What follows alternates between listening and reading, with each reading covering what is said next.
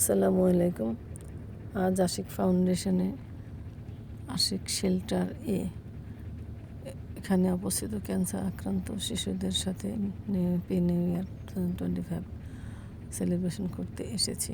আশিক ফাউন্ডেশনের প্রতিষ্ঠাতা chairperson Mrs Salma Chowdhury এবং প্রতিষ্ঠাতা প্রেসিডেন্ট জনাব আফজাল হোসেন চৌধুরী এখন বিদেশে অবস্থান করছেন।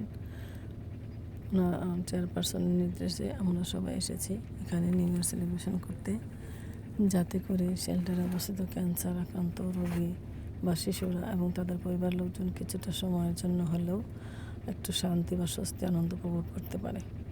এইসব শিশুদের দেখলে মনেই হয় না যে ওরা ক্যান্সারে আক্রান্ত হয়েছে।